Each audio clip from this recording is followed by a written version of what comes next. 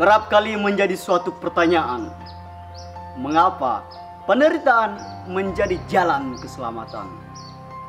Bapak, Ibu, saudara-saudari yang terkasih, pada hari Minggu Prapaskah yang kelima ini, kita telah mendengarkan sabda Tuhan, baik dari Perjanjian Lama maupun Perjanjian Baru. Perjanjian Lama diambil dari bacaan Yeremia, sedangkan dalam Perjanjian Baru diambil dari kitab kepada orang Ibrani dan Injil Yohanes.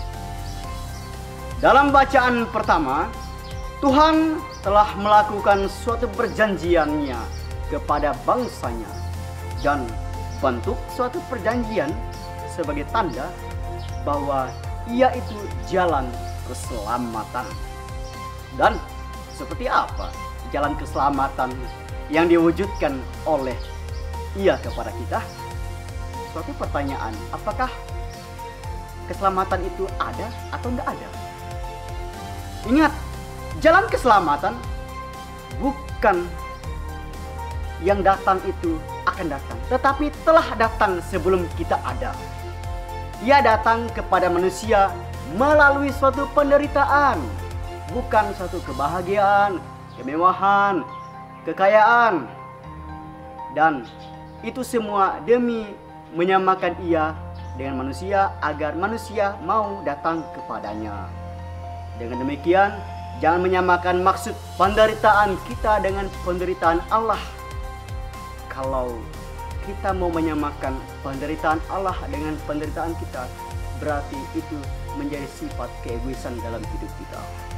Dalam bacaan yang kedua, telah kita dengar menunjukkan kepada kita siapa dia yang dimaksudkan itu tadi. Dia adalah sempurna, kekal, dan dia itu adalah anak. Tetapi walaupun dia anak, dia mau belajar menaati apa yang dijanjikannya kepada manusia. Penderitaannya yang dia derita ditanggung jawabnya dengan sempurna. Ia mau bertanggung jawab karena ia mau melakukan dengan sungguh-sungguh dan demi mengangkat kemuliaan nama kita, harkat dan martabat kita. Jadi jangan sia-siakan apa keselamatan itu.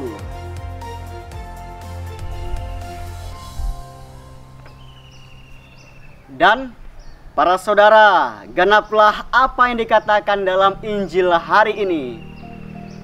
Dia yang disebut itu adalah Yesus. Yesus sebagai anak yang dilahirkan melalui jalan penderitaan menjadi saksi bahwa penderitaan itu bukan membuat hidup kita sia-sia saja, melainkan itu bentuk suatu penyempurnaan dari suatu kebahagiaan manusia. Ya, memang pada dasarnya manusia itu kerap kali mengatakan bahwa ketika ada penderitaan, kebahagiaan itu tidak ada. Akan tetapi, Yesus sebagai saksi penderitaan mengangkat semua dari penderitaan menjadi suatu kebahagiaan. Dari dia ada sampai pada kabar kematiannya, Yesus tahu apa dan mengapa, sehingga ia tetap menjalankan tugasnya dengan baik. Jadi, ya bagaimana bentuk sikap kita berterima kasih pada Yesus? Kalau ia sudah melakukan suatu kebaikan dalam hidup kita, ia telah mewartakan keselamatan. Bahkan dia sendiri mengorbankan hidupnya bagi manusia. Sedangkan kita, apalah bukti bahwa kita benar-benar mencintai Yesus? Apakah hanya dengar gambar love saja kita sudah puas mengatakan bahwa kita itu mencintai Yesus? Pertanyaan besar, perlu direfleksikan. Allah selalu membuka diri untuk manusia. Akan tetapi manusia tidak mau menanggapi Allah. Nah, ketika manusia tidak mau menanggapi Allah, itulah salah satu sikap, yakni adanya kesombongan dalam hidup manusia. Manusia memang ingin mencintai Yesus, tetapi untuk apa cinta manusia itu kepada Yesus? Apakah karena demi kebahagiaan, suatu pilihan, sehingga membuat manusia tidak mencintai Yesus? Yesus selalu ada untuk manusia, selalu welcome agar manusia itu datang kepadanya. Akan tetapi, ketika manusia tidak lagi percaya akan kuasa Allah, akhirnya Allah mengambil alih bahwa Yesus sebagai Kristus datang kepada manusia, ingin memberi diri dan memberi keselamatan kepada manusia, yakni dengan tujuan bahwa Allah mau kita itu selalu bahagia walaupun dalam penderitaan Yesus. Sangat rugi sekali para saudara-saudari kalau kita itu tidak mencintai Tuhan kita hanya demi suatu kebahagiaan yang sifatnya sementara. Ingat para saudara, Yesus selalu menasihati kita, akan tetapi karena ketegaran hati kita lah, makanya kita tuh sulit membuka diri kepada Yesus. Dan akhirnya Yesus rela mati di kayu salib dengan lewat suatu pemberitaan yang akan dinyatakannya nanti pada hari Jumat Agung, yakni kisah sengsara Yesus Kristus.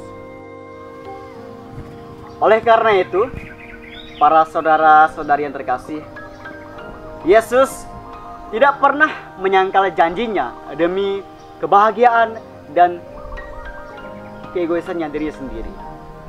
Yesus selalu berpegang teguh pada janjinya. Ia tahu meskipun sulit, bukan berarti tak mungkin ia lakukan.